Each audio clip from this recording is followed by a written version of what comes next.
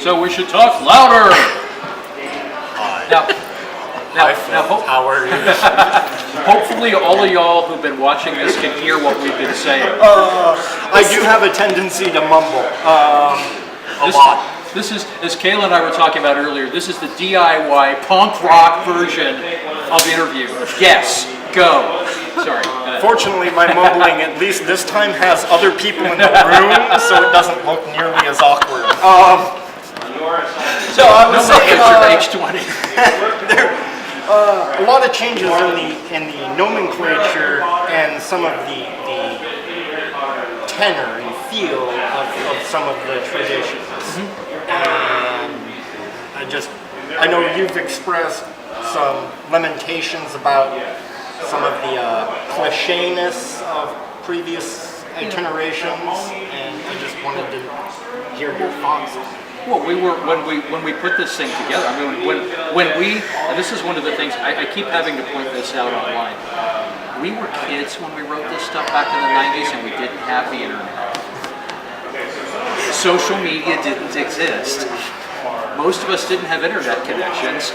And when I started at White Wolf, I was 27. The youngest person was 17. The oldest was 30. We were kids.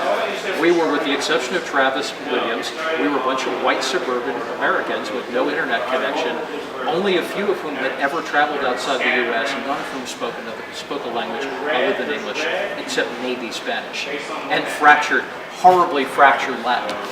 As we went on, and as the internet as the internet expanded, we caught up with the technology, and we began making, like for Sorcerer's Crusade, I had sources in 7 different countries, and I was able at that point to email those people and go, is this correct? Is this right? Here's this chapter, could you please look it over and find any errors before it went out? But when we first put this stuff together, the books were frequently written in a matter of weeks by a bunch of suburban white kids, with no internet connection in 1990, 92.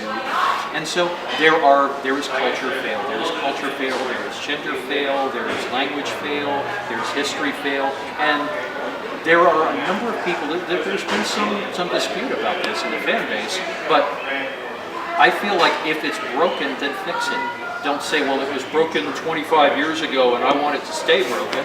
Go, no, things change. That's especially true with Magic and Mage, because Mage, and this was something when I was pitching my concept for Mage 20 to Rich Thomas, and for everybody out there, thank you, Rich Thomas, for keeping White Wolf alive, or keeping the White Wolf World of Darkness lines alive through on its path. Because if it wasn't for Rich, this wouldn't be happening. This would be nostalgia week, okay? So thank you, Rich. But when I pitched it to Rich Thomas, I said Mage has always been about dynamic reality. It should be updated. And we had a couple of discussions, me, him, and some of the other people involved, as to whether or not it should be a nostalgia edition or 21st century. I'm like, 21st century. It always was.